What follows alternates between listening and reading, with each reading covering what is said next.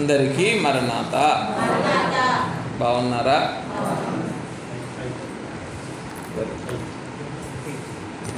దేవుని పరిశుద్ధమైన వాక్యమును చదువుకుందాం. పరమగీత గ్రంథము 1వ అధ్యాయము 1వ వచనం చదువుకుందాం.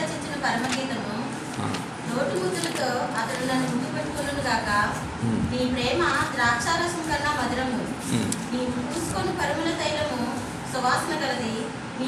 నీ పేరు పోయబడిన పరిమళ తైలముతో సమానము. కన్యకులు నిన్ను ప్రేమించుదురు. ఆమేన్. చాలమ్మా, థ్యాంక్ యూ. చిన్న ప్రార్థన చేసుకుందాం. పెండ్లి కుమారుడువై ఉన్న తండ్రి, ప్రాణప్రియుడువై ఉన్న తండ్రి, మహిమ మేఘముపై మధ్యాకాశమునకు ఏతెంచి సజీవ సంఘారోహణమునకు ఆయత్తపడిన పెండ్లి కుమార్తెను ఆకర్షించుకొననయ్యున్న తండ్రి, స్తోత్రములు స్తోత్రములు స్తోత్రములు స్తోత్రములు. మా జనకునికి 2 నేత్రములుగా మీరు అనుగ్రహించి పరలోకము నుండి మీరు బయలుపరిచి అనుగ్రహించిన శ్రేష్టమైన ఈవి అయిన ఈ పరమగీత గ్రంథ వివరమును బట్టి, ప్రకటన గ్రంథ భావమును బట్టి నీకు వందనములు, స్తుతులు, స్తోత్రములు. అయ్యా, ఈ సమయమున మా జనకునికి నీవు అనుగ్రహించిన ఈ అమూల్యమైన పరమగీతార్థ భావమును మనోనేత్రములతో, ఆత్మనేత్రములతో నీ పునరుద్ధాన వెలుగులో దర్శించుటకు, ధ్యానించుటకు, ధరించుటకు, దృష్టించుటకు సమకూడి ఉండగా మన్నునైనా నన్నును నీ దీన బిడ్డలను కనికరించి నేటి దిన నీ సత్య సంకల్పములోనికి మా కొరకు నీవు సిద్ధపరిచిన నీ నిత్య ఏర్పాటులోనికి తోడుకొని వెళ్ళి మహిమ పొందుము.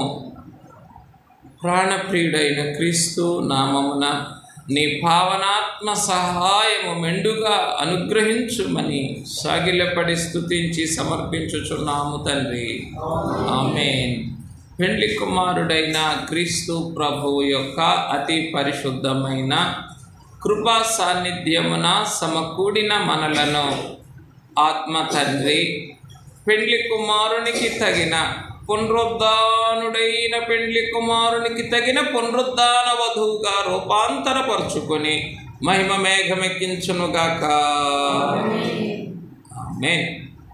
ప్రియమైన వారలారా, ఇంకను పెండ్లి కుమారుడైన క్రీస్తు ప్రభువు యొక్క అతి పరిశుద్ధమైన పునరుద్ధాన కాంతి మనందరి శరీర ప్రాణాత్మల మీద ప్రకాశించుచూ ఉండగా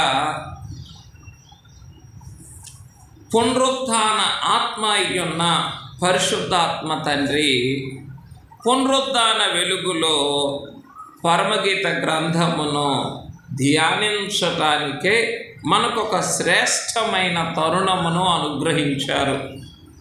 చెప్పండి. పునరుద్ధాన వెలుగులో పరమగీత గ్రంథమును ధ్యానించటానికి మనకొక అమూల్యమైనటువంటి తరుణం అనుగ్రహించారు. ఏమిటి ఈ పరమగీతము అనంటే, మామూలు భావము. పరమ అనంటే అర్థం ఏంటంటే పరలోక సంబంధమైన అని అర్థం అన్నమాట. పరమ అంటే పరమ అని అంటేనే ఏమిటిది? ఇది భూలోక సంబంధమైనది కాదు, ఇది పరలోక సంబంధమైనది.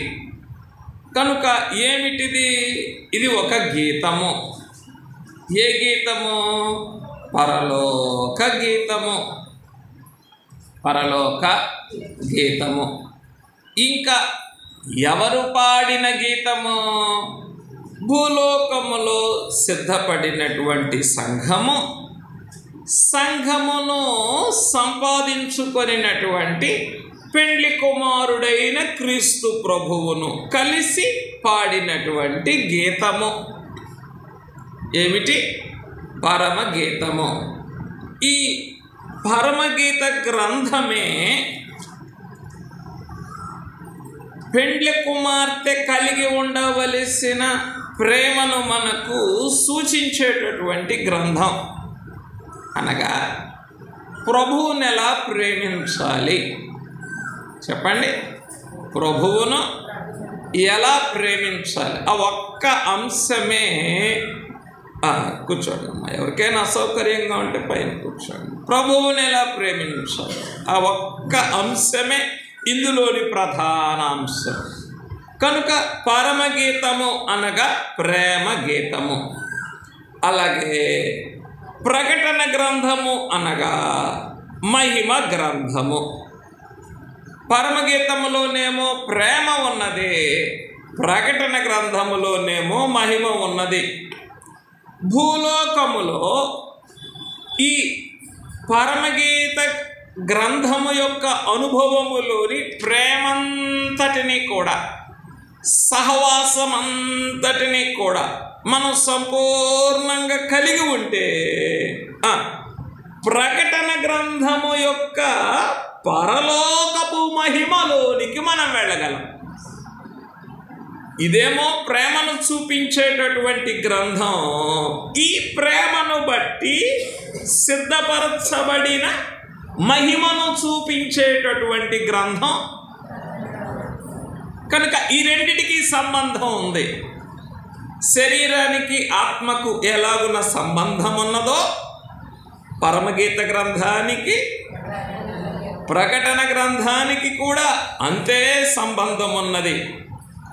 ఇదేమో పెండ్లి కుమారుని యొక్క ప్రేమను చూపించే గ్రంథం, అదేమో పెండ్లి కుమారుని యొక్క మహిమను చూపించేటటువంటి గ్రంథం. కనుక ఇది మొదటి మెట్టు. దేనికి? ఆ పరలోకపు మహిమలోనికి వెళ్ళటానికి ఇది మొదటి మెట్టు. కనుక ఈ గ్రంథమే, ఈ ప్రేమ గ్రంథమే, ఇది ఒక చెప్పండి పెండ్లి కుమార్తె సంఘముపై కలిగిన ప్రేమ, అలాగే పెండ్లి కుమార్తె సంఘమునకు పెండ్లి కుమారునిపై కలిగినటువంటి ప్రేమ. ఈ రెంటిని కూడా మేళవిస్తే అంటే మిళితం చేస్తే, కలిపితే తయారైనటువంటి ముద్దే ఈ పరమగీత గ్రంథం. వాస్తవానికి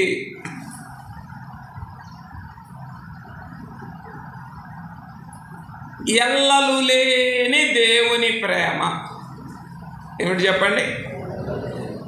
ఎల్లలు లేని దేవుని ప్రేమ. ఆ ఎల్లలు లేని దేవుని యొక్క ప్రేమ యొక్క ఎత్తెంతో, పొడుగెంతో, వెడల్పు ఎంతో తెలుసుకొనుటకు తగిన శక్తి గలవారు కావాలనని నేను మీ కొరకు ప్రార్థన చేస్తున్నాను అన్నారు పౌలు గారు. ఏ సంఘంతో? ఎఫెసీ సంఘంతో. ఏ సంఘంతో? ఎఫెసీ సంఘంతో. ఎఫెసీలకు రాసిన పత్రిక 3వ అధ్యాయం 15, 16 నుండి 20 వచనాల వరకు మీరు చూసుకుంటే, లేదా 21 వరకు చూసుకుంటే నేను చెప్పిన మాటలు మీకు కనపడతాయి. జనకులు ఈ పరమగీత గ్రంథమునకు ముందుగా సొలొమోను గారు రాసిన ఈ 3 గ్రంథముల యొక్క వివరాన్ని తెలియచేశారు. అంటే క్లుప్తంగా తెలియచేశారు. ఏమని? సొలొమోన్ గారు రాసినటువంటి 3 గ్రంథాల్లో సామెతల గ్రంథములో దేవుని గూర్చినటువంటి జ్ఞానం ఉన్నది. అలాగే ప్రసంగి గ్రంథములో లోకమును విసర్జించేటటువంటి స్థితి ఉన్నది. అలాగే పరమగీత గ్రంథములో దేవుని యొక్క సహవాసం ఉన్నది అని రాశారు. అని రాసి సామెతల గ్రంథము 30 ప్రసంగి గ్రంథము 60 పరమగీత గ్రంథము 100 అనుభవమునకు సాదృశ్యంగా ఉన్నది అని. దేవుని యందు భయభక్తులు కలిగి ఉంటూ దేవుని గూర్చిన జ్ఞానం సంపాదించుకుంటే చాలదు, అది 30 వరకే. అక్కడ నుండి ఎక్కడికి రావాలి నీవు? లోకములో ఉన్నదంతా కూడా వ్యర్థము అని, లోకములోనిదంతటిని కూడా అనగా సూర్యుని క్రింద ఉన్నదంతటిని కూడా విసర్జించేటటువంటి స్థితిలోనికి రావాలి. అదే అనుభవము, అది 60 అనుభవం. ఈ 60 అంటే దేవుని యందు భయభక్తులు కలిగి ఉన్న స్థితి, లోకములోనిది విసర్జించిన స్థితి కూడా చాలదు. ఈ రెంటిని దాటి ఎక్కడికి రావాలి? కేవలము క్రీస్తు ప్రభువును మాత్రమే ప్రేమించగలిగిన స్థితిలోనికి రావాలి. అదే ఈ పరమగీత గ్రంథము యొక్క ఉద్దేశం. ఇప్పుడు చెప్పండి, కేవలము, అందుకే జనకులు ఏం రాశారంటే క్రీస్తే అనే పత్రిక రాశారు. కేవలము క్రీస్తు ప్రభువును మాత్రమే ఈ అంతరంగం ప్రేమిస్తున్నదని ఎంతమంది చెప్పగలని చెప్పండి? కష్టం. ఏమైపోయింది? ఇప్పుడు అంతా మిళితమైపోయింది. కనబడే వాటిని, కనబడని వాటిని, కావలసిన వాటిని ఏం చేస్తూనే ఉన్నాం? అవసరమైన వాటిని ప్రేమిస్తూనే ఉన్నాం, వాటిని ప్రేమిస్తున్నాం. అలాగే చెప్పండి, క్రీస్తు ప్రభువును కూడా ప్రేమిస్తున్నాం. కానీ పరమగీత గ్రంథము యొక్క అనుభవము చెప్పండి, కేవలము క్రీస్తు ప్రభువును మాత్రమే ప్రేమించగలిగిన స్థితి ఏం చేస్తుంది? మనల్ని 100 స్థితిలోనికి నడిపిస్తుంది. 100 స్థితిలోనికి నడిపిస్తుంది. అంటే ఇవి పరిపూర్ణం కావాలా? ఏవి? దేవుని యందు భయభక్తులు కలిగి ఉన్నటువంటి 30 స్థితి. దేవా, నీవు నాకుండగా లోకములోనిదేది నాకు అక్కరలేదు అని లోకమును విసర్జించిన 60 స్థితి మనలో పరిపూర్ణమైనప్పుడు కేవలము క్రీస్తు ప్రభువును మాత్రమే మనం ఏం చేయగలం చెప్పండి? ప్రేమించగలం. మీలో ఎవరి దగ్గరైనా ప్రార్థనా మంజరి పుస్తకం ఉందా? తెచ్చారా ఎవరైనా? తేలేదు. ఓకే, పర్వాలేదు, తేకపోతే. ఉంటే అడిగాను, ఎందుకంటే మీకు ఓ చిన్న ఆనవాలుగా చూపించటానికి ప్రార్థనా మంజరి. అంతేనా? వెరీ గుడ్, అదే కావాలి. పాప తీసుకో, పుస్తకం తీసుకో నాకు ఒక్కసారి. రైట్. దీనిలో జనకులు ఈ గ్రంథములో విమోచన ప్రార్థన అని చేశారు. ఏం చేశారు జనకులు? విమోచన ప్రార్థన నేను మీకు చూపిస్తాను. పాప విమోచన ప్రార్థన. దానికి ముందు విమోచన ప్రార్థన 55వ పేజీలో రాశారన్నమాట.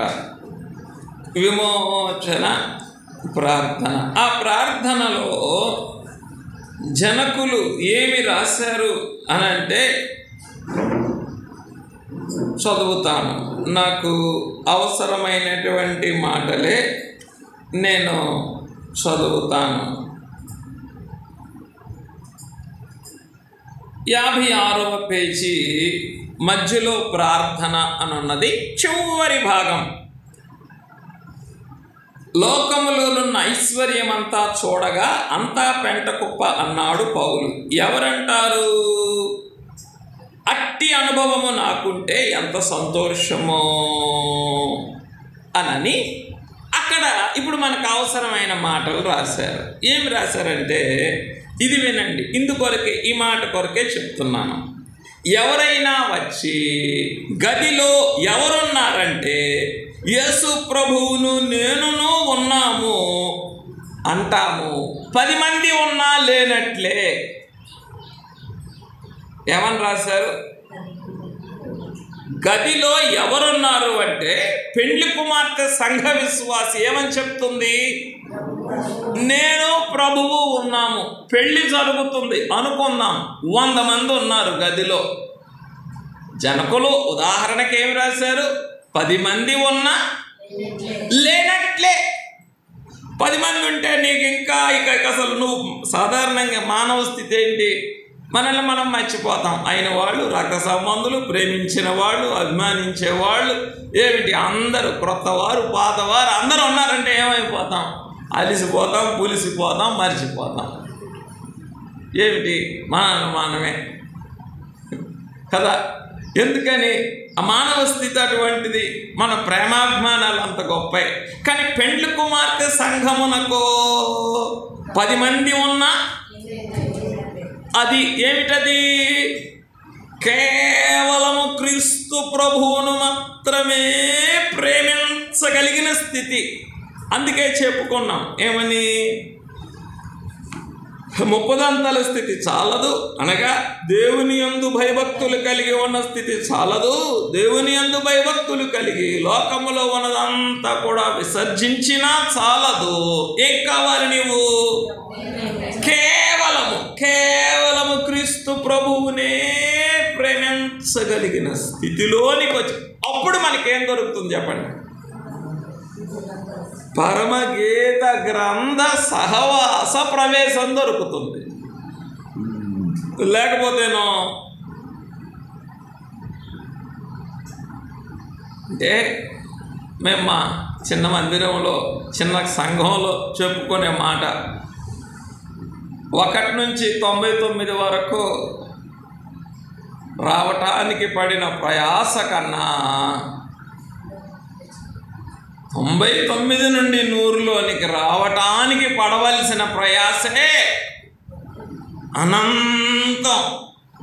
ఎందుకు? 1 to 99 సింగిల్ డిజిట్ నుండి డబుల్ డిజిట్ వరకు నీకు ఫ్లెక్సిబిలిటీ ఉంటుంది. అంటే నిన్నేమండి అపవాది 1 నుండి 99 దాకా ఆ స్కేల్ మీద నువ్వెంతైనా ఎక్కువ ఏమైనా చెయ్యి, పెద్దగా పట్టించుకోడు. నువ్వు 99 నుండి త్రిబుల్ డిజిట్లోకి రావాలంటావా? కష్టం. అంటే మా ఆత్మీయ తండ్రి, మా గురువు గారు చెప్పిన మాట మీకు చెప్తున్నాను.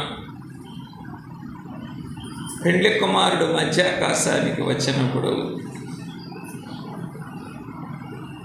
మన కొరకైన మహిమ మేఘము సిద్ధపరిచి మన యొద్దకు వచ్చినప్పుడు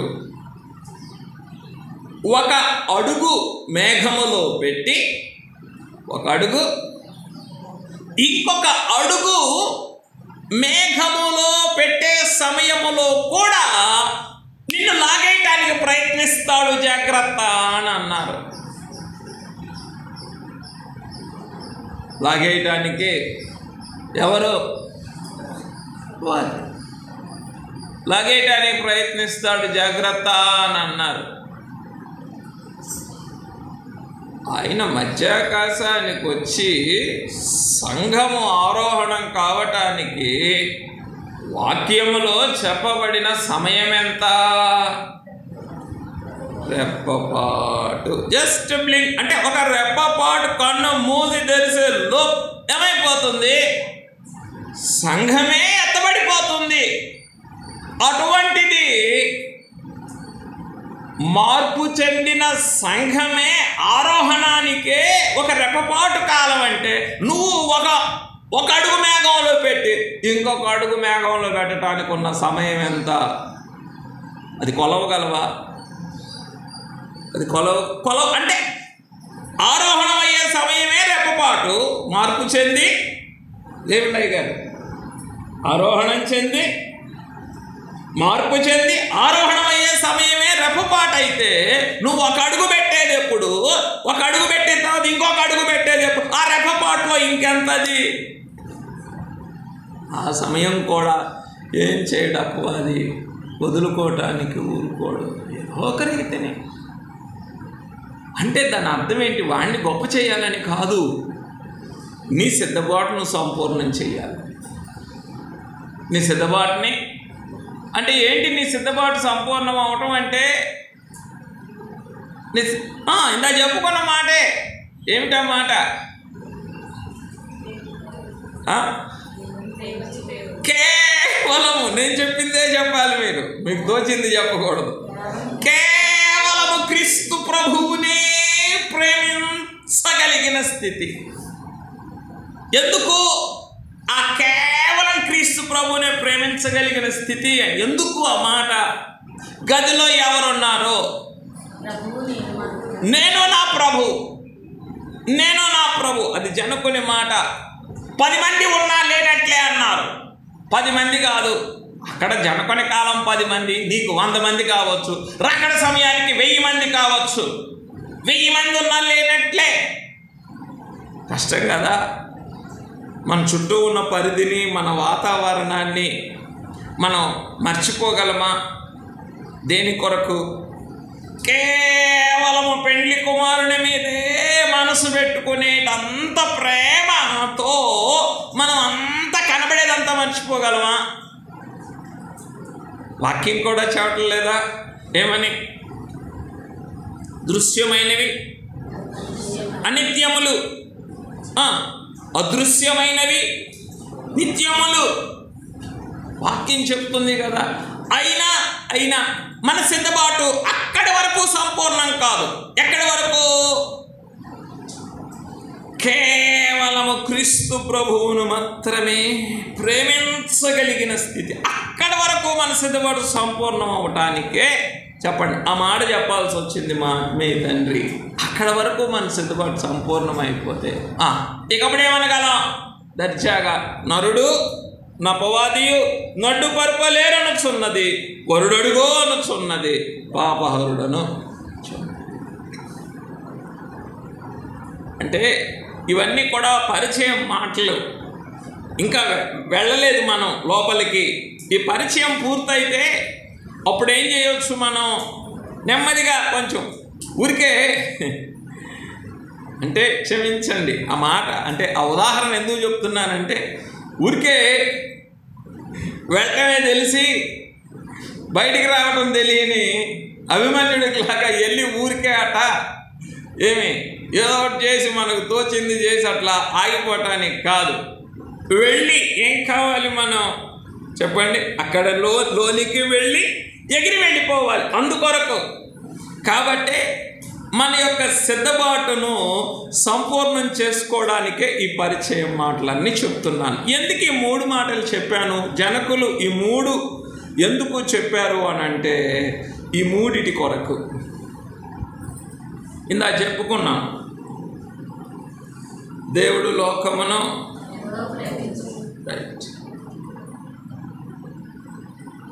లోకములో ఏమున్నది అంటే దేవుని ప్రేమ.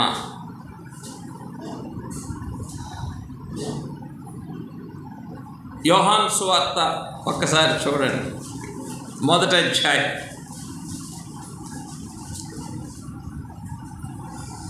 17వ వచనం 2వ భాగం. కృపయు సత్యమును యేసుక్రీస్తు ద్వారా కలిగిన. మొట్టమొదటి ఏం చెప్పుకున్నాం?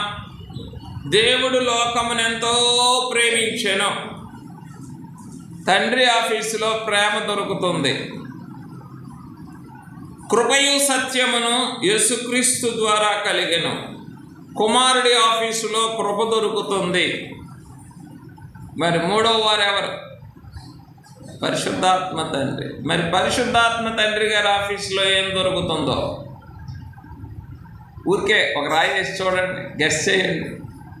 పరిశుద్ధాత్మ తండ్రి గారి ఆఫీసులో ఏం దొరుకుతుందో పర్లేదు చెప్పవచ్చు మీరు. అయ్యా కృప చెప్పుకున్నాక కుమారుడు ఆఫీసులో దొరుకుతుందని. నిజమే, కుమారుడు ఆఫీసులో కృప దొరుకుతుంది. మహిమ, ఆదరణకర్త. వెరీ గుడ్, బాగానే ఉన్నాయి ఇవన్నీ. కానీ మందల అడుగుజాడలను బట్టి, పితరుల వ్రాతలను బట్టి నేను తెలుసుకున్నది ఏమిటి అని అంటే అనుగ్రహం దొరుకుతుంది. ఏం దొరుకుతుంది? పరిశుద్ధాత్మ తండ్రి గారి ఆఫీసులో. ఏంటి అనుగ్రహం అంటే? నా ఇష్టం. అనుగ్రహం అంటే ఏమిటి? నా ఇష్టం అని మనకు అర్థమయ్యే మాటల్లో చెప్పుకున్నాం. వాక్యంలో కనుక చూస్తే అనుగ్రహం అంటే ఏమిటో రోమీయులకు రాసిన పత్రిక 9వ అధ్యాయము 16వ వచనం చదవండి. రోమీయులకు రాసిన పత్రిక 9:16.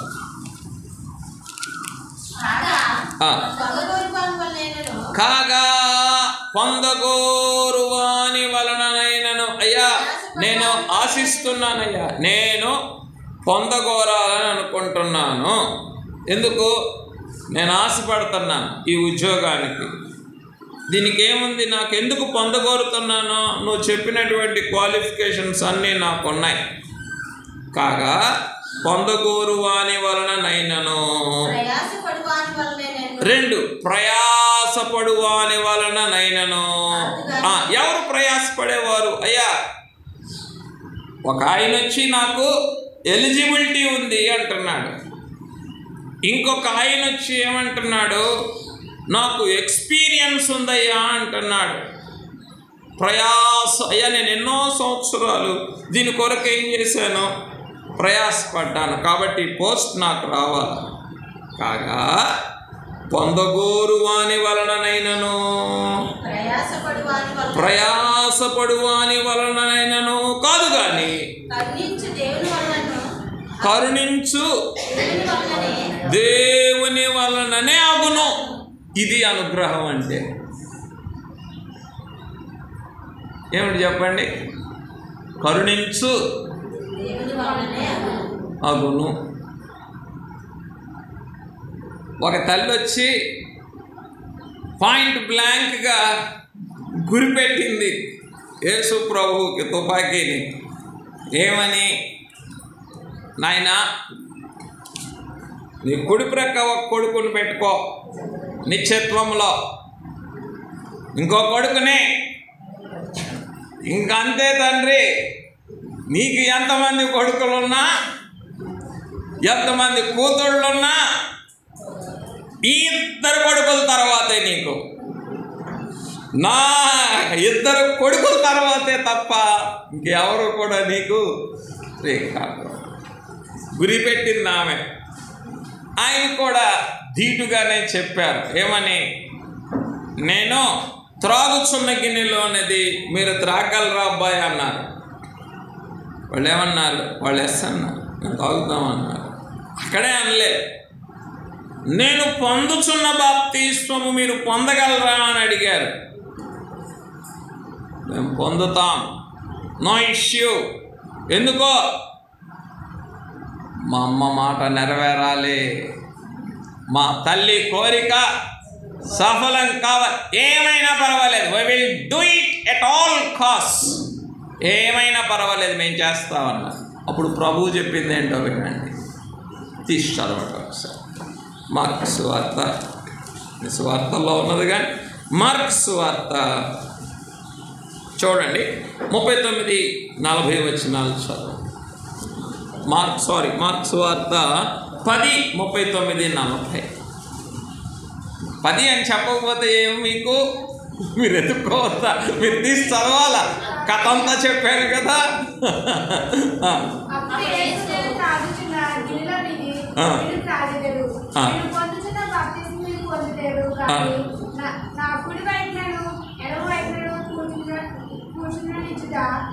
నా వశంలో లేదు, అది ఎవరికి సిద్ధపరచబడినో వారికే దొరుకునని వారితో చెప్పాను. ఏమిటిది? ఇక్కడ రాసుకోండి. ఏమని? అనుగ్రహము అని రాసుకోండి. ఏమని రాసుకుంటారు ఇక్కడ? ఇదేంటయ్యా, నువ్వు పరీక్ష పెట్టావు, నువ్వేం చేసావు? పరీక్ష పెట్టావు. సాధ్యమయ్యే మాట అది? ఆయన పొందేటటువంటి బాప్తిజం పొందటం సాధ్యమైన విషయమా?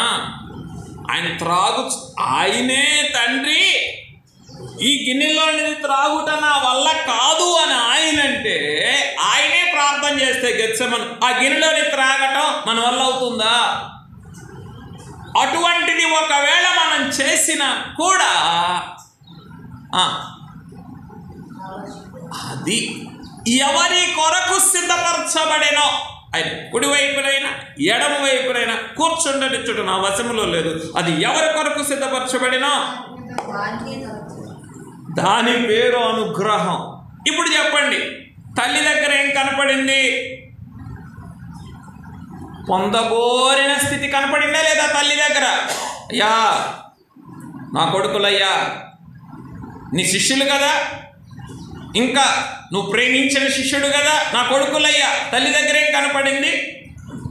పొందగోరిన స్థితి. కుమారుల దగ్గర ఏం కనపడింది?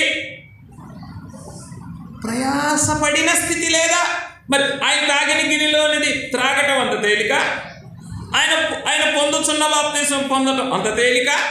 కుమారుల దగ్గర ఏముంది? జవాబు ఏమని వచ్చింది? పొందగోరు వాని వలననైనను కాదు గాని కరుణించు దేవుని వలననే అగును. ఆ కరుణ పేరే ఏమిటి? ఎందుకు ఆ మాట చెప్పాల్సి వచ్చిందంటే, మురముండ ఎంతమందికి తెలుసు? గ్రామం పేరు మీకు తెలియదు. మురముండలో సంగీతరావయ్య గారు అని ఉన్నారు. మురముండలో ఎవరున్నారు? సంగీతరావయ్య గారు. ఆ సంగీతరావయ్య గారు 72-76 సంవత్సరము, ఆ సంవత్సరం 1972లోనో 76లోనో కర్ణాటకలో సేవ చేస్తూ ఉన్న సుందర్రావయ్య గారికి ఒక ఉత్తరం రాశారు. 10 పేజీల ఉత్తరం. అంతా వాక్యమే. దేవునికి స్తోత్రం అన్నారు, వాక్యం రాశారు, అంతే. అంటే ఆ ఉత్తరం అంతా నకలు, దాని జిరాక్స్ చెప్తున్నా. నువ్వు బాగున్నావా, నేను పలానా మనిషిని రాస్తున్నాను, ఏమీ లేదు.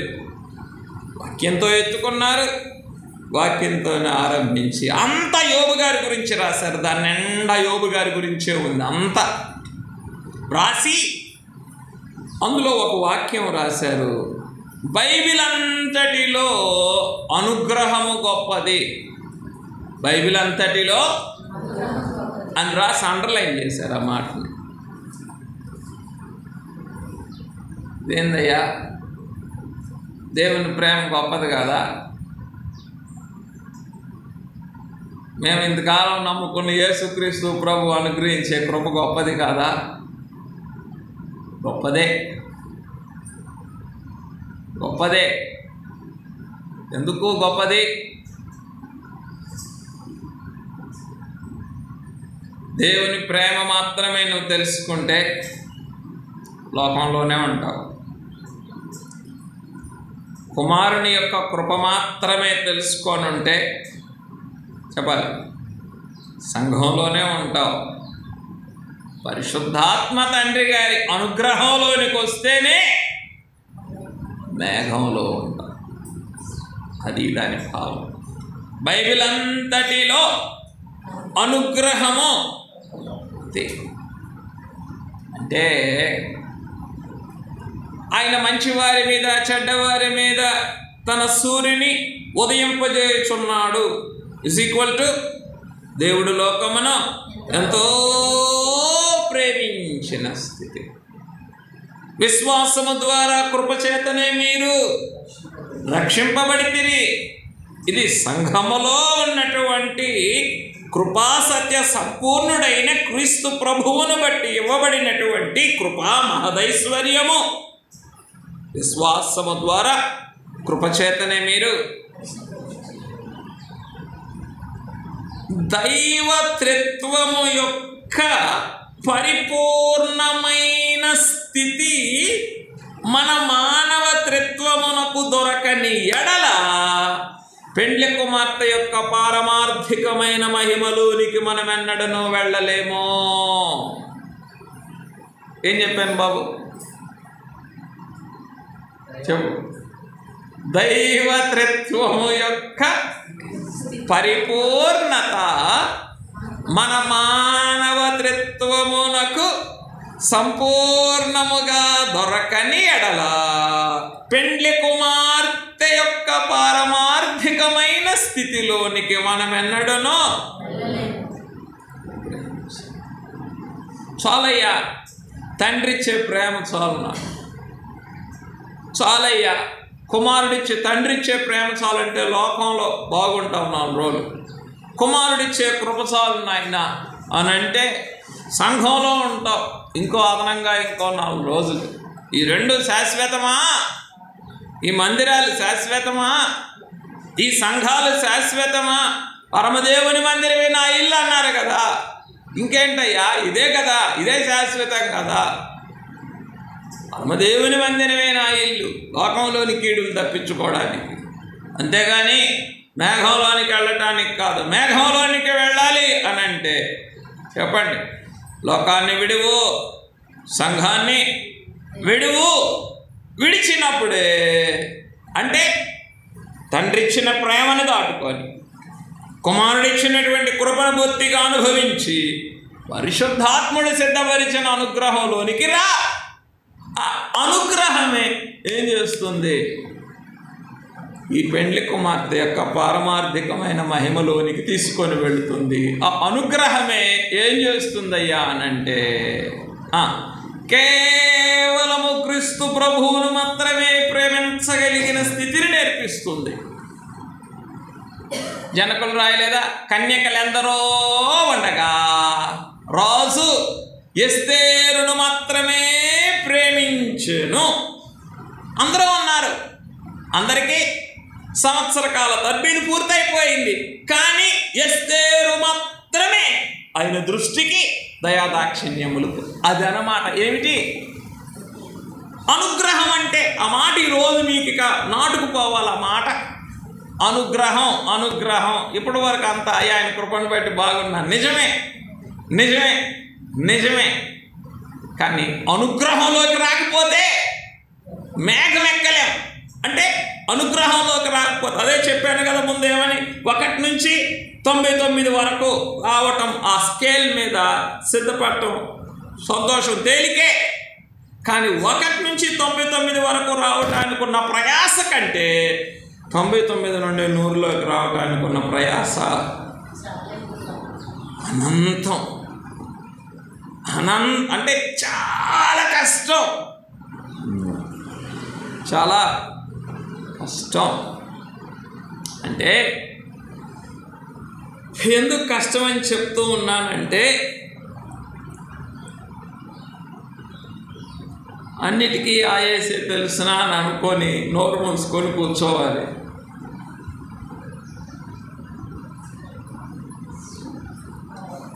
దప్పిక అవుతూ ఉన్నా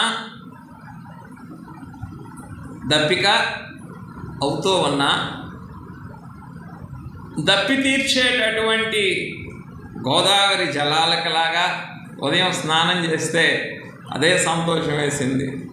నాయనా, ఈ గోదావరి జలాలతో శుద్ధి చేస్తున్నావు తండ్రి అని. దప్పిక అవుతూ ఉన్నా దప్పి తీర్చగలిగిన బెత్లెహేము బావి నీళ్లు ఎదురుగా ఉన్నా ఆ నీటిని చెప్పాలి మా సేవకులు, దేవుని సన్నిధిని దారబోయగలిగినటువంటి మనస్సు ఉండాల. ఏమిటి? అసలే దప్పిక అవుతుంది, ఆ పైన అవి సామాన్యమైన నీళ్ళ కావు, బెత్లెహేమి బావి నీళ్లు, చాయిస్ వాటర్. ఈ 2 ఎవరెదురుగా ఉన్నాయి? దావీదు గారు ఎదురుగా ఉన్నాయి. ఆ 3 యోధులు తీసుకొని వచ్చారు. ఫిలిష్తీన్ల సైన్యాన్ని సైతం ఓడించి ప్రాణాలు లెక్క చేయకుండా తీసుకొని వచ్చారు. తాగారా? అక్కడ అందుకు అంటున్నాను, ఏమని? నువ్వు అలా పారబోయగలిగితే చెప్పాలి. అర్థం కావట్లేదు కదా. 99 నుంచి 100లోకి వస్తావు. అది అనుగ్రహంలోకి వస్తావు అంతే. పారబోయగలిగితే, పారబోయమంటే నేల మీద కాత్సమా, పారబోయమన్నావు కదా, ఇదిగో తప్పదులే, ఇక నా బతుక్కి తప్పదు, ఆయన నన్ను ఉండనీడు, ఎక్కడా ఉండనీడు, నాకు ఇదే ఇక తప్పు. నేను నెమ్మదిగా ఉండటం ఆయనకి ఇష్టం లేదు కదా, ఇంకందుకని ఆయన మీద రొసరొసలాడుతా విసుక్కుంటా నేల మీద పోయమని కాదు, ఏం చేయమని చెప్పండి, పరిపూర్ణమైన సమర్పణతో ఆయన సన్నిధిని దారిపోయమని. ఆ అంతరంగం కనుక మనకుంటే అది అప్పుడు మనం 99లో నుండి 100లోకి వస్తాం, కృపలో నుండి అనుగ్రహంలోకి వస్తాం. ఇంకొక మాట కూడా చెప్పి పాఠంలోకి వెళ్తాను. మాట, మనస్సు. ఏమిటి చెప్పండి? మాట, మనస్సు. ఏది ముఖ్యం చెప్పండి? తెలిసిన జవాబే కదా. మనస్సు ముఖ్యం, మనస్సు ముఖ్యం. మాట ఏమంది? నాకు దప్పిక తీర్చు అంది. ఎలియాజర్ గారు ఏమన్నారు? నాకు దప్పిక తీర్చు అన్నారు రెప్కమ్మని. మనసు ఏమంది? నా ఒంటెలో కూడా నీళ్లు పోయి అంది. ఇదేందయ్యా, మాట చెప్పింది మేము అంగీకరించలేకపోతండి, ఇంకా మనసులో కూడా తొంగి చూడమంటావా? అది మాటను దాటి మనసులో ఉన్నది కూడా నెరవేర్చగలిగితే అప్పుడు దొరుకుతుంది ఏమిటి? అనుగ్రహం. అప్పుడు దాటగలవు. ఎందులో నుండి ఎందులోకి? 99లో నుండి అది 100లోనికి అప్పుడు దాటగలవు. మాట ఏమో దేవాలయానికి వెళ్ళమంది 10 మంది కుష్ఠరోగుల్ని. మాట ఏమంది? పోయి యాజకుని కనబరుచుకోండి పోండి అన్నారు. వాళ్ళు దారిలో ఉన్నారు, ప్రభువుని సమీపించడానికి కూడా ధైర్యం చేయలేదు. అయ్యా దావీదు కుమారుడా కరుణించు. ఆగారు. పోండి వెళ్తున్నారుగా, ఆ దారిలో పడి దేవాలయం యాజకుని కనబరుచుకోండి పోండి అన్నారు. మాట ఏమంది? పోండి అంది. మనసు ఏమంది? వస్తే బాగుండంది. మనసులోని ఎవరికైనా పడింది? 9 మందికి ఇదేందా మాట ప్రకారం? ఏమయ్యా తప్ప? మాట ప్రకారం ఆయనే కదయ్యా పొమ్మంది, పోతే తప్పు అంటావు ఏంటయ్యా నువ్వు? తప్పు కాదు, తప్పు కాదు మాట ప్రకారం చేయటం. మాట ప్రకారం చేసి మాటను దాటి ఎక్కడికి కూడా రావాలి. నువ్వు పెళ్లి కుమార్తె గుంపులోకి రావాలంటే చెప్పారా? మళ్ళీ వస్తే బాగుండు అన్న మాట బయటికి చెప్పారా? చెప్పలా. కానీ ఆ సమరేడు తిరిగి రాగానే ఏమన్నారు? ఈ ఒక్కడు తప్ప తండ్రిని మహిమపరచగలిగిన వాడు ఇంకెవరు లేరా? మనసు ఏం చేసింది? వెతుకులాడింది. మనస్సు వెతుకులాడింది. ఎవరు వచ్చారు? మనసు వెతుకులాడింది కాబట్టి ఏమన్నారు? 10 మంది శుద్ధులైరి కారా ఏమన్నారు? తమ్మండుగురు ఎక్కడా అని అడిగారు. ఏమని అడిగారు? తమ్మండుగురు ఎక్కడా? ఆ 9 మంది ఎక్కడా అని అడిగారు. ఫినిష్. మాటను పట్టుకొని పోయారు. అక్కడ ఉన్నది ఏమిటి?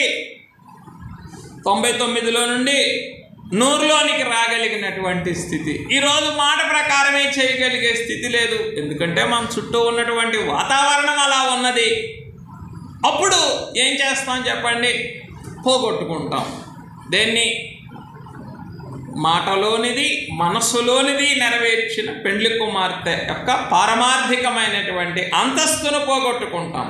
ఆ అంతస్తును పోగొట్టుకుంటే ఇంకా తప్పదు, ఇక మిగిలిపోయేది ఇక్కడే.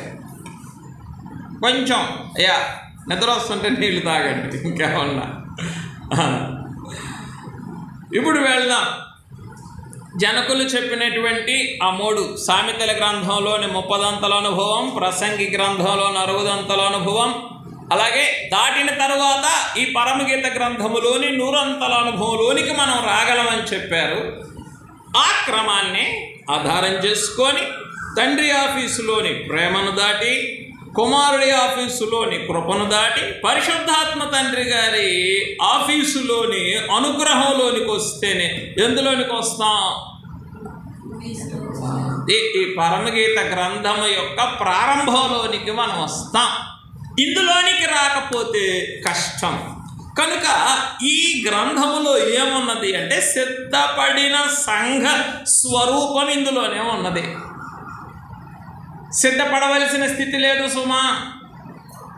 సిద్ధబాటులో ఉన్న సంఘం అనే మనకులాగా ఇదిగో సిద్ధబాటు అక్కడ ఉంది, నేను ఇక్కడ ఉన్నాను, బయలుదేరుతున్నాను, సంపూర్ణతకి నాకు ఇంత వ్యత్యాసం ఉన్నది, ఈ పరుగులు ఇవన్నీ కూడా లేవు. ఎందులో? పరమగీత గ్రంథములో. పరమగీత గ్రంథములో ఏమున్నది? సిద్ధపడిన సంఘ సంపూర్ణత మాత్రమే ఉన్నది తప్ప ఇంకా వేరేదేమీ కూడా లేదు. అర్థమవుతుందా? ఇప్పుడు ఈ గ్రంథం అంతటిని, ఈ సిద్ధబాటు సంఘ సంపూర్ణత అంతటిని కూడా ఒక ముద్దలాగా మనం చేసుకుంటే, ఒక ముద్దలాగా మనం చూసుకుంటే ఆ ముద్దలో నుండి ఆత్మ తండ్రి మనకు అనేక విధములైన ప్రత్యక్షతలు అనుగ్రహిస్తారు. అనేక విధములైన ప్రత్యక్షతలు అనుగ్రహిస్తారు. అనుకుందాం, మనందరికీ తెలిసిన ఊరేంటి? రాజమండ్రి. మనందరికీ తెలిసిన ఊరు. ఎన్ని వైపుల నుంచి రావచ్చు చెప్పండి రాజమండ్రికి? అయ్యా ఎన్ని వైపు, ఈ ఊరు నుండి ఆ ఊరు నుండి, ఆ పై ఊరు నుండి, ఈ ఊరు నుండి, ఈ ఊరు నుండి, ఎన్ని ఊర్లో ఎన్ని వైపుల నుండి అయినా సరే ఏం చేయొచ్చు? ఇంగ్లీష్లో సామెత ఉంది, కొంచెం ఒక రవ్వ చదువుకునే పిల్లలకి తెలుస్తుంది. ఏమని ఉంటుందంటే ఇంగ్లీష్లో, all roads leads to Rome. ఏముంది? All roads leads to Rome అంటే మేము చిన్నప్పుడు చదువుకునేటప్పుడు అన్నీ కూడా ఎక్కడికి నడిపిస్తాయట? రోములోనికి నడిపిస్తాయి అని అర్థం. దాని అర్థం ఏంటంటే ఆ కాలం నాటి ప్రపంచాన్ని రోమీయులు పరిపాలించారు కాబట్టి ప్రతి ఆజ్ఞ ఎక్కడి నుంచి రావాలా? రోమా ప్రభుత్వంలో నుంచి రావాలి. కాబట్టి ఏమని సామెతలు పుట్టించే పెద్దలు ఏమని చెప్పారు?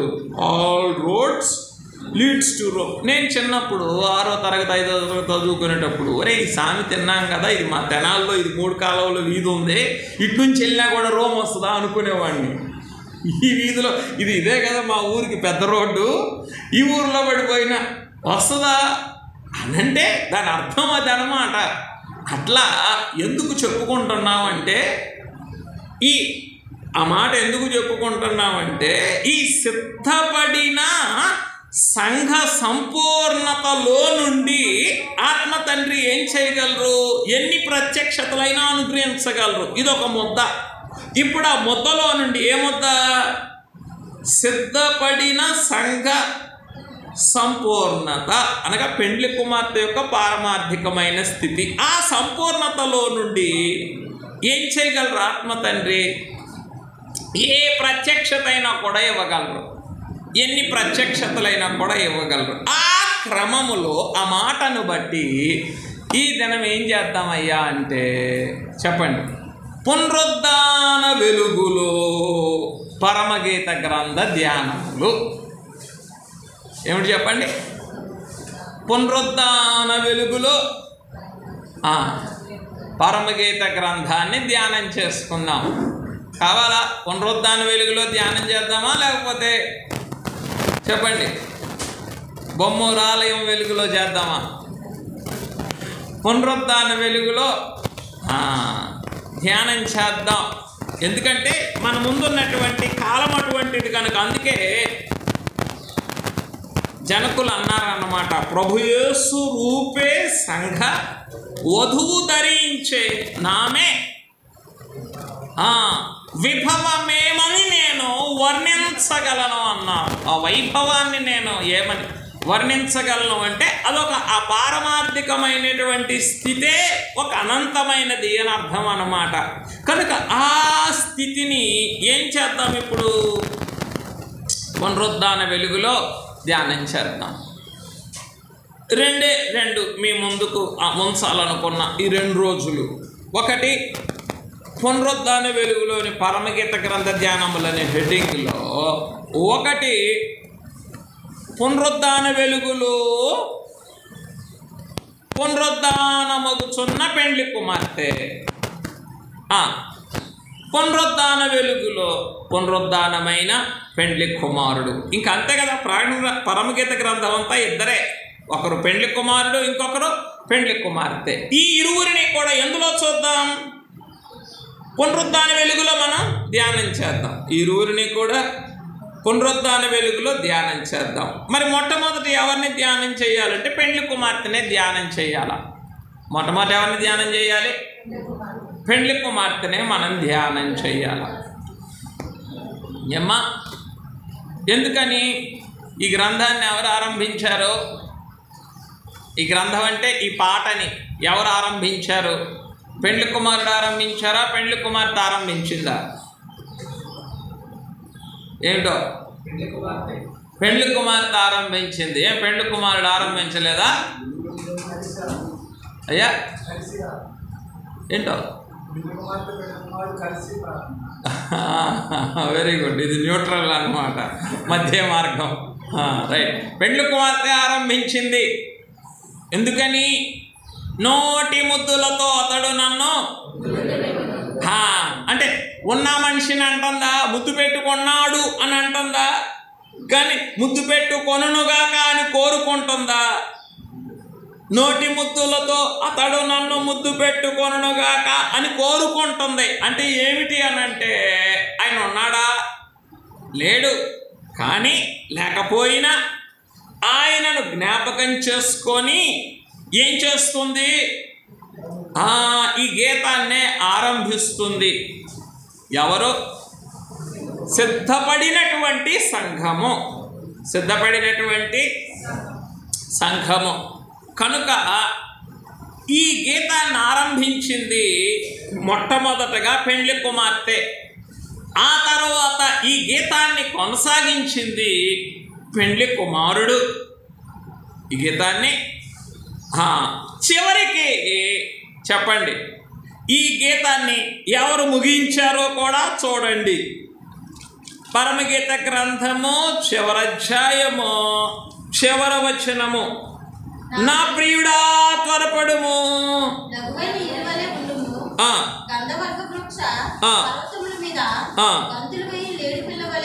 రైట్. ఎవరు ముగించారు? పరిశుద్ధాత్మ తండ్రితో ఏకమైన పెండ్లి కుమార్తె ముగించింది. ఎందుకని?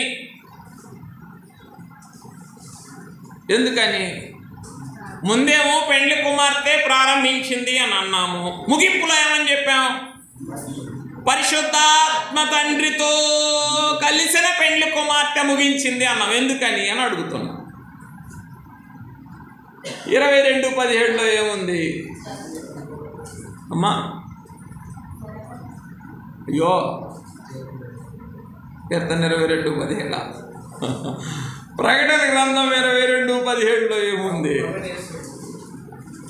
ఆత్మయు పెండ్లి కుమార్తెయు రమ్ము అని. కనుక నా ప్రియుడా త్వరపడుము అనంటే, నా ప్రియుడా త్వరగా రమ్ము అనేటటువంటి ఈ పెండ్లి కుమార్తె యొక్క ఈ ముగింపు వచనములో ఎవరు కూడా ఉన్నారు? అది అందుకొరకనమాట ఆత్మ తండ్రితో కలిసి ముగిస్తుంది అని చెప్పుకున్నాం. ఆత్మయు అర్థమవుతుందా అందరికీ? ఆత్మయు పెండ్లి కుమార్తెయు రమ్ము అని చెప్పుచున్నారు. అంటే మన ఆశ ఏంటి? నోటి ముద్దులతో అతడు నన్ను ముద్దు పెట్టుకొనును గాక. మన ఆశను, మన ఆకాంక్షను పరిపూర్ణం చేయగలిగింది పరిశుద్ధాత్మ తండ్రి మాత్రం. ఆశ ఆయన మనల్ని ముద్దు పెట్టుకోవాలని, ఇంకా మన ఆకలి, మన అపేక్ష, మన ఆకాంక్ష ఆయన మనల్ని తీసుకొని వెళ్ళాలని, మన ఆశ కలిగిన ప్రాణాన్ని తృప్తిపరచాలన్నా, మన ఆకాంక్షను సఫలపరచాలన్నా దానికి ఆధారం ఎవరు? అందుకొరకు పరిశుద్ధాత్మ తండ్రితో ఈ గీతమే పెండ్లి కుమార్తె ముగిస్తుంది. అర్థమైందా? ఇక ఇప్పుడు ఏం చేద్దాం? పునరుద్ధాన వెలుగులో పునరుద్ధానమగుచున్న పరమగీత గ్రంథములోని పెండ్లి కుమార్తెని ధ్యానం చేసుకుందాం. పునరుద్ధాన వెలుగులో ఏమ్మా పునరుద్ధాన వెలుగులో పునరుద్ధానమగుచున్న పరమగీత గ్రంథములోని పెండ్లి కుమార్తెని ధ్యానం చేసుకుందాం. వధువు సంఘము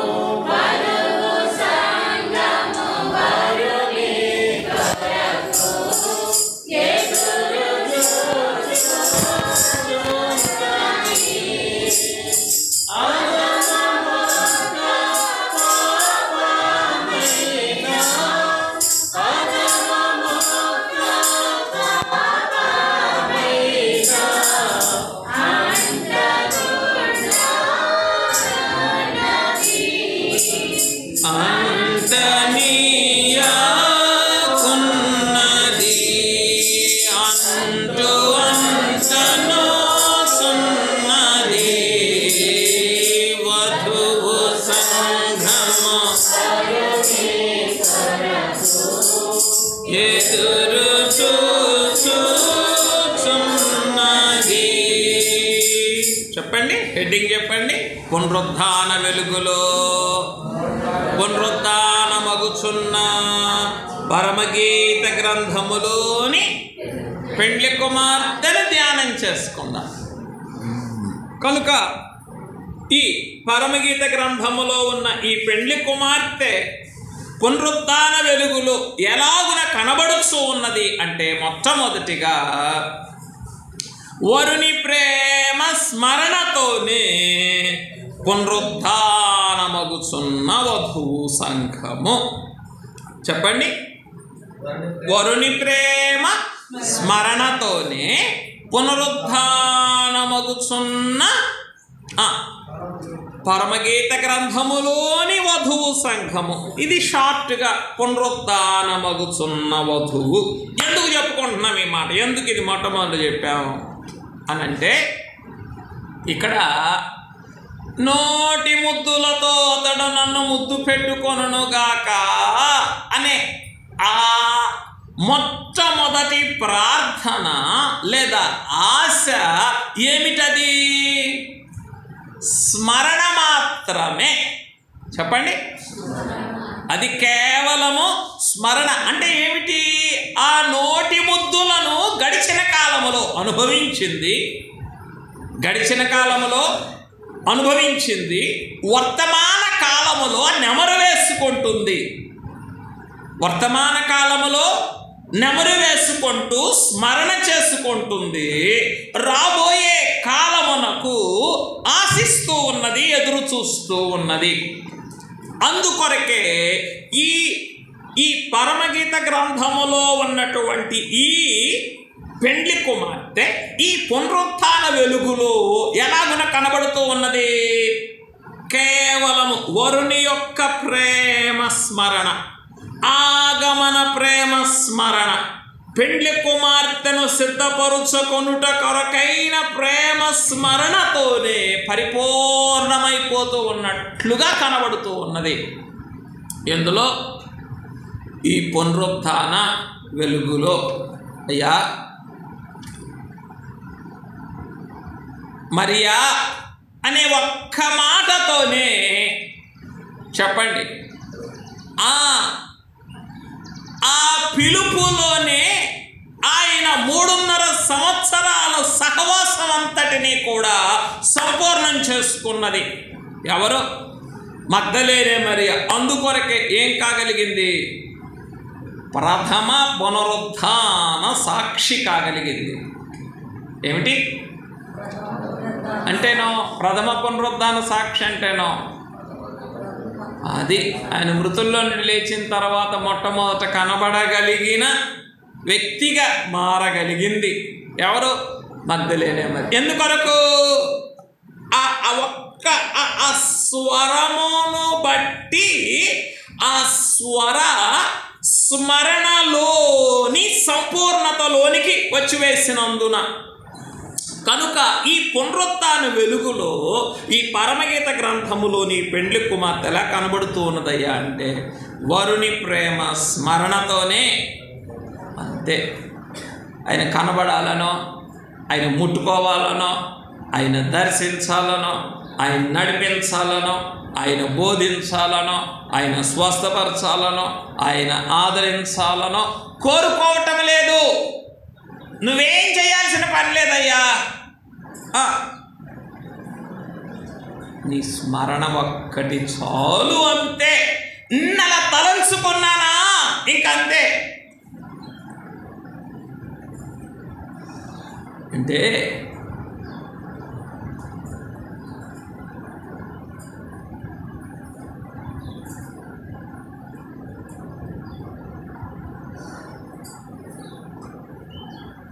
జనకులు ఇచ్చిన వివరణ ఏమిటంటే,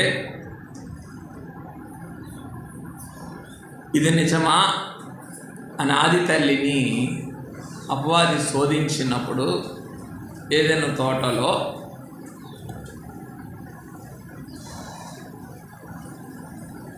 ఆదినరులు అనగా ఆదామవ్వలు వారి స్వతంత్రత మీద ఆధారపడ్డారు కానీ పరతంత్రత మీద ఆధారపడలేదు. పరతంత్రత అంటే దేవుని మీద ఆధారపడి తమ స్వతంత్రతను వాడుకోవటం. స్వతంత్రత అంటేనా దేవుడు మనకిచ్చిన స్వతంత్రతని మన మీద ఆధారపడి మనకి తోచినట్లుగా వాడుకోవటం. ఇదేమిటి? స్వతంత్రత. పరతంత్రత అంటే ఏమిటి? దేవుడిచ్చిన స్వతంత్రాన్ని దేవుని మీద ఆధారపడి వాడుకోవటం. దాని పేరు పరతంత్రత. ఆదినరులు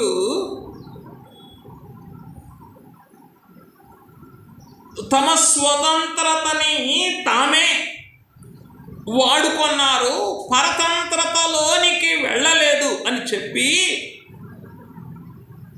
తండ్రి అనే ఒక్క మాట అనుంటే ఇంకా తర్వాత పలకాల్సిన పని కూడా లేదు. తండ్రి వీడెవడో వచ్చి చెప్తున్నాడు ఏమని, ఇది నిజమా అని అంటున్నాడు, ఇది తినవచ్చా తినకూడదా అని చెప్తూ ఆ మాటని తండ్రికి ఆ మాటని వినిపించే క్రమములో తండ్రి అనంటే చాలు వాడు అక్కడే మసైపోయి ఉండేవాడు అని అన్నారు. ఇక నరకమో ఇక శిక్ష ఇకేమీ కాదు, వాడు అక్కడే అపవాది తోటలోనే మసైపోయి ఉండేవాడు అని అన్నారు. ఎప్పుడు? తండ్రి అని ఒక్క మాట అలా పిలిస్తే చాలు, అక్కడ ఇంకా పూర్తి చేయాల్సిన పని లేదు. దేని కొరకు? ఇది నిజమా అన్నాడు కదా, ఇది నిజమా అన్నప్పుడు ఇది నిజమో కాదు ఎవరిని అడిగి తెలుసుకోవాలి.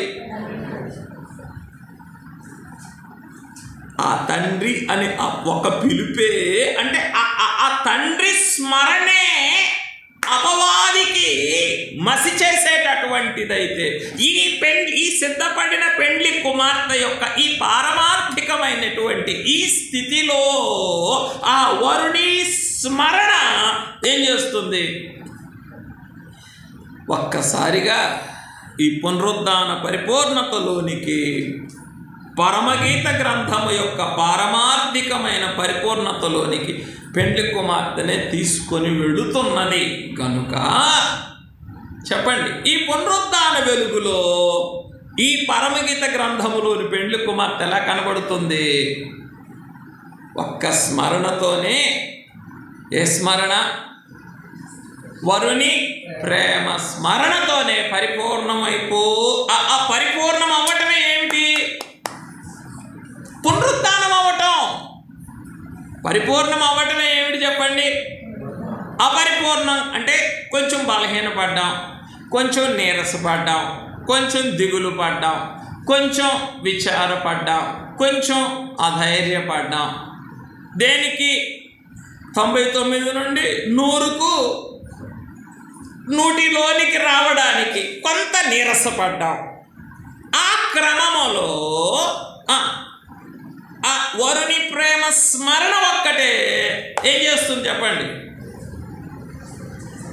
ఈ పరమగీత గ్రంథములోని పెండ్లి కుమార్తెను పునరుద్ధానం చేస్తుంది. పునరుద్ధానం అవ్వటం అంటే పైకి లేవటం కదా. పునరుద్ధానం అవ్వటం అంటే పైకి లేవటం, తిరిగి సజీవమైన స్థితిలోనికి రావటం, ఆ పునరుత్థానములోనికి తీసుకొస్తుంది. ఏమిటి? ఎవరిని? ఈ పరమగీత గ్రంథములో ఉన్నటువంటి ఈ పెండ్లి కుమార్తెని. కనుక ఆత్మ తండ్రి ఈ పరమగీత గ్రంథంలో ఉన్న ఈ పెండ్లి కుమార్తెను మొట్టమొదటి ఎలా చూపిస్తున్నారు? వరుని ప్రేమ స్మరణతోనే పరిపూర్ణమగుచున్న, అనగా పునరుద్ధానమగుచున్న పెండ్లి కుమార్తె సంఘము. అందుకే ఏమని పేరు చెప్పుకున్నాం? పునరుద్ధాన వెలుగులో కనబడుచున్న పరమగీత గ్రంథములోని పెండ్లి కుమార్తె సంఘం. ఈ పునరుద్ధాన వెలుగులో ఈ ఒక్క స్మరణ ఏం చేస్తుంది చెప్పండి? ఆమెను పరిపూర్ణం చేస్తుంది, అనగా పరిపూర్ణంగా పునరుద్ధానం చేస్తుంది, అనగా పరిపూర్ణంగా మహిమ స్థితిలోనికి తీసుకొని వస్తుంది. పరిపూర్ణంగా మహిమ స్థితిలోనికి తీసుకొని వస్తుంది. ప్రియమైనటువంటి వారులారా, ఇప్పుడు చెప్పండి, ఆయన మిమ్మల్ని నడిపించాలని కోరుకుంటారా? బలపరచాలని కోరుకుంటారా?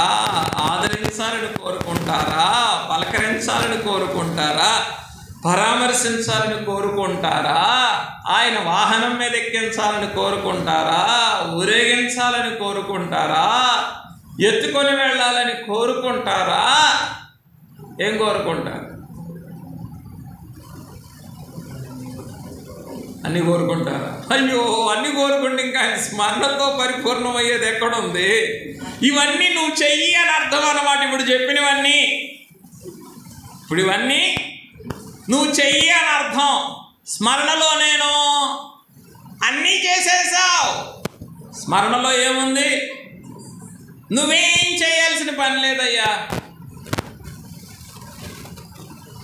చెప్పమంటారా ఈ స్మరణ ఏంటో ఎలా ఉంటుందో? చెప్పాలంటే నేను ఎక్కడెక్కడికో వెళ్ళాలా? మిమ్మల్ని అంటే నేను వెళ్ళాలి అంటే మిమ్మల్ని కూడా తీసుకెళ్ళాలని అర్థం అన్నమాట. ఆయన 70 మంది శిష్యుల్ని అనేకమైన గ్రామాలకు పంపించారు. ఇద్దరిద్దరిగా ఏం చేశారు? ఇద్దరిద్దరుగా ఏం చేసి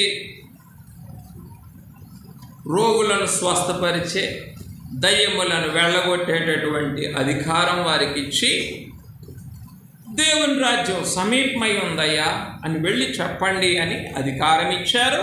వార్త కూడా అందించి పంపించారు. అట్లాగే వారు ఆయన ఎక్కడెక్కడికి వెళ్ళమన్నారో ఆ గ్రామాలన్నిటికీ వెళ్ళి చేసిన సేవ అంతా జరిగించి మరలా ఆయనకి రిపోర్ట్ ఇచ్చారు ఏకాంతంగా.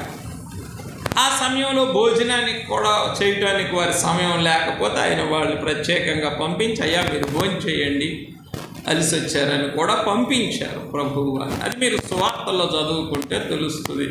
ఇది ప్రభువు పంపించగా చేసిన సేవ.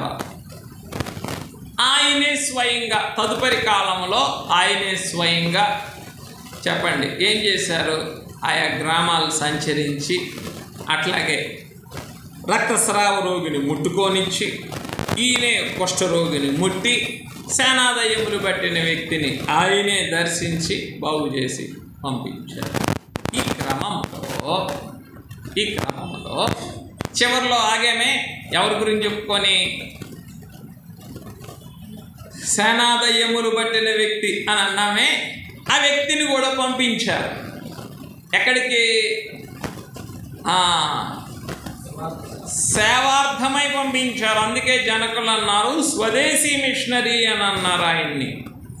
ఎందుకని? డెకాపోలిస్ అంటే గ్రీకులో, తెలుగులో డెకపోలి అని ఉంది కదా, గ్రీకులో ఏమిటది? డెకాపోలిస్ అంటే 10 ఊర్లు అని అర్థం. ఒక ఊరు కాదు అది. ఏమిటది? 10 ఊర్లు, 10 పట్టణాలు. అందుకే వాళ్ళు ఏమన్నారు? మా ప్రాంతములు విడిచి దండం పెడతాం స్వామి, పోయ్యా వద్దయ్యా, దండం పెడతాం, వెళ్ళిపో, మా ప్రాంతాలు విడిచిపో అని అన్నారు. ఆ 10 ఊర్లకి ఆయన్ని స్వదేశీ మిషనరీగా పంపించారు. స్వదేశీ మిషనరీగా పంపించారు. ఆ స్వదేశీ మిషనరీగా పంపించిన తర్వాత ఆయన ఏం చేశాడో చూడండి. మత్తయి సువార్త 14వ అధ్యాయం 34వ వచనం. పంపించిన తర్వాత చరిత్ర. వారందరికీ వెళ్ళి గెన్నేసరెతు దేశమునకు వచ్చిరి. గెన్నేసరెతు ఇంతకు ముందు వెళ్ళారే, అక్కడే కదా ఈ గెదరేనీని బాగు చేసింది, గెన్నేసరెతు దేశంలోనే. అయ్యగారు అన్నారు, ఆయన రాత్రి ప్రయాణం చేసి ఇంకొక 5 నిమిషాలు ఆలస్యమైన ఆ మనిషి చనిపోయి ఉండేవాడు. అక్కడ దయ్యముల చేత బాధించబడుచున్న వ్యక్తి చనిపోయి ఉండేవాడు అని అన్నారు. ఒక 5 నిమిషాలు ఆలస్యమైన అందుకొరకే ఆయన అక్కడికి వెళ్ళి బాగు చేశారే. ఆ గెన్నేసరెతు దేశం అన్నమాట అది. అక్కడి ప్రజలు ఆయనను గుర్తుపట్టి, అంటే ఎందుకు గుర్తుపట్టారు?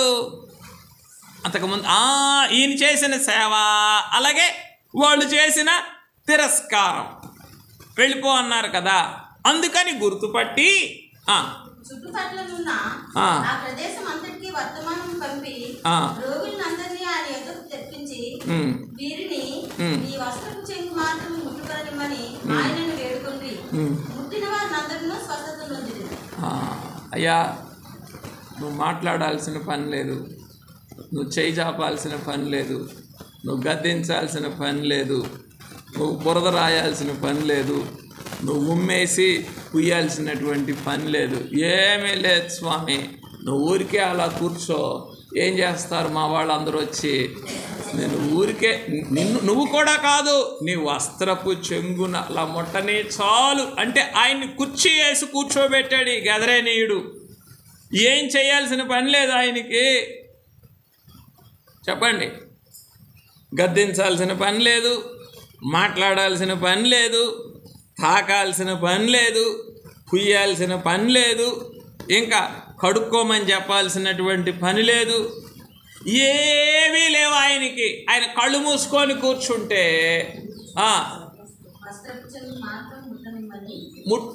ముట్టుకోవటమే, ఇంకేమైపోవాలా అక్కడ ముట్టిన వారందరూ. ఎందుకు చెప్పుకుంటున్నాము ఇంత చరిత్ర? ఎందుకు చెప్పుకున్నాం? ఎందుకు చెప్పుకున్నాం ఇంత చరిత్ర అంటే, పెద్ద చిట్టా చెప్పుకున్నామే. అవన్నీ కావాలని. ఏవన్నీ? ఆయన నెత్తుకోవాలా, ఆయన నడిపించాలా, ఆయన బలపరచాలా, ఆయన కాపాడాలా, ఆయన ఇంకా ఏం చేయాలా, ఆయన మాట్లాడాలా, ఇంకా ఆయన ఆదరించాలా, ఆయనే ఇవన్నీ కావాలా అని అన్నప్పుడు ఏమన్నారు మీరు? అన్నీ కావాలి, ఇవన్నీ కూడా కావాలన్నారు. పరమగీత గ్రంథములోని పెండ్లి కుమార్తెకు ఇవన్నీ కూడా అవసరం లేదు. ఏం కావాలి పరమగీతంలోని పెండ్లి కుమార్తెకి? ఆయన ప్రేమ, ఆయన స్మరణ. ఆ ప్రేమ అనేది అన్నిటిలో ఉన్నది. ఆయన ప్రేమ స్మరణ, పునరుద్ధాన స్మరణ, జీవస్మరణ, నామస్మరణ, ఆయన స్మరణ చాలు. నాకు ఆయన ముట్టుకోవాల్సిన పని లేదు, ఆయన నడిపించాల్సిన పని లేదు, ఇదిగో చేయి పట్టి లేవాల్సిన. ఎందుకని? ఆయన నాకు దూరంగా ఉంటే కదా. ఆయన నాతో ఉన్నాడు కాబట్టి ఆ స్మరణ ఒకటి చాలు. ఆ స్మరణ అనేటటువంటిది ఎలాగున ఒక బహిరంగమైనటువంటి స్థితిని కోరుకోవటం లేదో, ఈ గదరేనీయుడు చేసినటువంటి సేవ ఫలము కూడా అంతే ఉన్నతంగా ఉంది అక్కడ. ఎందుకని? 70 మందినన్నా ఊరూర్లకి పంపించాలా, పలానూరుకి వెళ్ళండి, పలానూరుకి వెళ్ళండి. 70 మందికైనా ఇన్స్ట్రక్షన్ ఇవ్వాలా. ఏమని? అయ్యా, ఏ ఇంట్లో ఏ ఊర్లోకి వెళ్తారో ఏ ఇంట్లో చేర్చుకుంటారో ఆ ఇంట్లోనే ఉండండి, ఇంక బయటికి ఎక్కడికి వెళ్ళొద్దయ్యా. ఇంకా ఏ ఊరైనా మిమ్మల్ని చేర్చుకోకపోతే మీ పాదోళ్ళు అక్కడ దులిపేయండి, అక్కడ దులిపేయండి. విమర్శ దినాన మీ పాదధూళి వారి మీద సాక్షార్థంగా ఉంటుంది అని. అంటే దాని అర్థం ఏంటి? అక్కడైనా ఆయన ఇన్ని ఇన్స్ట్రక్షన్స్ ఇవ్వాల్సి వచ్చింది. ఈ గదిరేనీయుడికో ఏవి అవసరం లేదు. అంటే మీకు తేడా తెలియడం లేదా నేను సరిగ్గా చెప్పలేకపోతున్నానా? ఏమ్మా నేను ఒకవేళ చెప్పలేకపోతున్నాననే అనిపిస్తుంది. అంటే మిగిలిన చోట ప్రభువుకి ప్రయాస ఉంది. ఏ ప్రయాస? ఆయన నడిపించే ప్రయాస, మాట్లాడే ప్రయాస, గద్దించే ప్రయాస, ఆయన తాకే ప్రయాస, లేదా ఆయన ఉమ్మేసి పూసే ప్రయాస, ఆయన బోధించే ప్రయాస, ఆయన నడిచి వెళ్ళే ప్రయాస, ఆయన ఆదరించే ప్రయాస, పాడిని ముట్టే ప్రయాస, లే అని చెప్పే ప్రయాస, ఇంకా ఇవన్నీ ఉన్నాయి. ఈ గదిరేనీయుడి దగ్గర నువ్వు కళ్ళు మూసుకొని కూర్చో స్వామి, నువ్వే మాట్లాడాల్సిన పని లేదు, గద్దించాల్సిన పని లేదు, తాకాల్సిన పని లేదు, చిట్కా చెప్పాల్సిన పని లేదు. నువ్వు ఆఖరికి దయ్యాన్ని కూడా పో అని నువ్వు వెళ్ళగొట్టాల్సిన పని కూడా లేదు. ఊరికే అలా ముట్టుకొని నీ వస్త్రపు చెంగునొక్కటిని ముట్టుకొని ఏమైపోతుంది? అంటే ఏమిటి దాంట్లో ఏం కనబడుతుంది? అక్కడ కనబడుతుంది స్మరణ. అయ్యా నిన్ను కేవలం అలా స్మరించుకునేటట్లుగా చేయని, కేవలం నిన్నలా అంటే ఆ కనెక్టివిటీ. ఇక్కడ పెండ్లి కుమార్తె యొక్క కనెక్టివిటీ ఏమిటి? స్మరణ. అక్కడ గదిరేనీయుని యొక్క కనెక్టివిటీ ఏమిటి? జస్ట్ అట్లా తాకటం. అలా ఒక్కసారి నీ అంశే, నువ్వు కూడా వద్దిక అంశును తాకితే చాలు తండ్రి, నాకేమొచ్చేస్తుంది స్వస్థత. అంటే అక్కడ వారికి అందరికీ ఎటువంటి సంపూర్ణత దొరికిందో ఇక్కడ కూడా పెండ్లి కుమార్తెకే అటువంటి. అంటే ఇంకా ఆయన నన్ను ఆదరించాలి, బలపరచాలా, నడిపించాలా, నాకు కాపాడాలా, తోడుగా ఉండాలి. మరి ఇవన్నీ ఏమిటి? వరుని ప్రేమ స్మరణతోనే పరిపూర్ణమగుచున్న పెండ్లి కుమార్తె సంఘమునకు సరిపడని స్థితిగతులు. ఎట్లాగయ్యా? యోబు గ్రంథంలో ఉన్న మాట ఉంది కదా, పడిపోయేవాడు చేయి చాపడా, ఆపదలో ఉన్నవాడు మొర్ర పెట్టడా? మొర్ర పెడతాడు. ఈ మాటలు దేనికి సరిపడవు? సిద్ధపడిన పెండ్లి కుమార్తె సంఘము యొక్క పునరుద్ధాన సంపూర్ణతకు సరిపడవు. ఇంకేమి సరిపడుతుంది? చాలు, ఒక్క స్మరణ చాలు. అందుకే మీకు ఆ మాట జ్ఞాపకం చేశాను. ఏ మాట? తోటలో తండ్రి, ఇంకా మిగిలిన కూడా ఆ ఒక్క మాట అనుంటే వాడు అక్కడే మసి అయిపోయేవాడు అన్నారు. అంటే ఎంతగా మరి ఎప్పుడు చెప్పండి సాధ్యమేనా ఈ లోకంలో? ఇప్పుడు చెప్పింది లోకంలో నిజంగా పాటించడం సాధ్యమేనా మానవ జీవితంలో? ఇన్ని ఒడిదుడుకుల మధ్య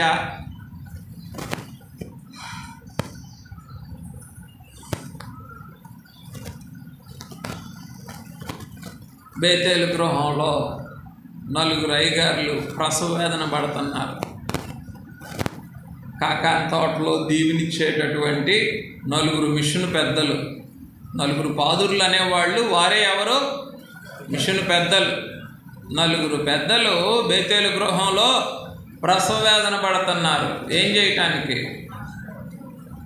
దయ్యాన్ని వెళ్ళగొట్టడానికి. ఏం చేయటానికి? దయ్యాన్ని వెళ్ళగొట్టడానికి. వారి వల్ల కావటం లేదు.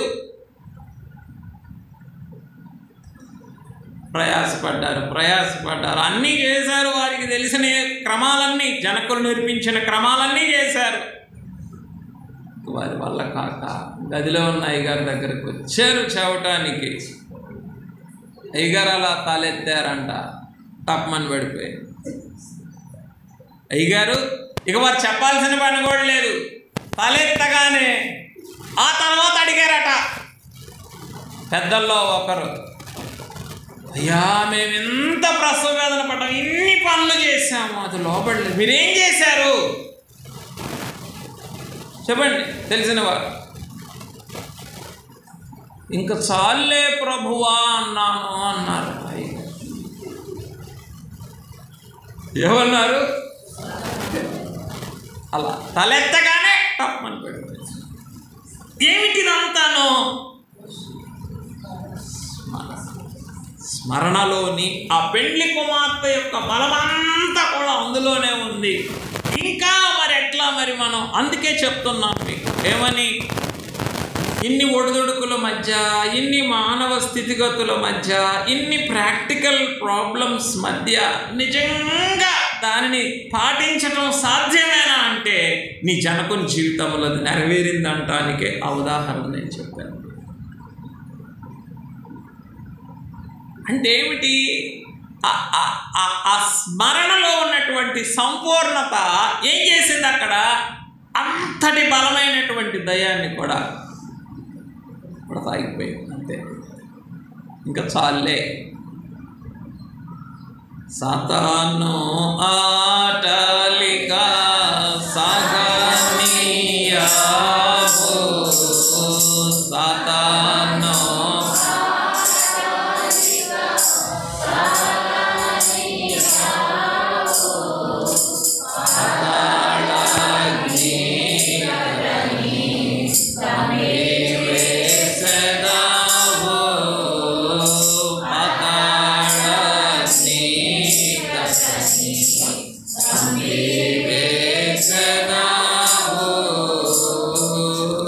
పెండ్లి కుమార్తె అని అంటేనే చెప్పండి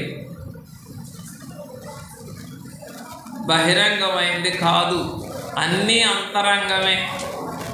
పెండ్లి కుమార్తె అంటేనే అంతరంగం, ఇక అన్నీ అంతరంగమే.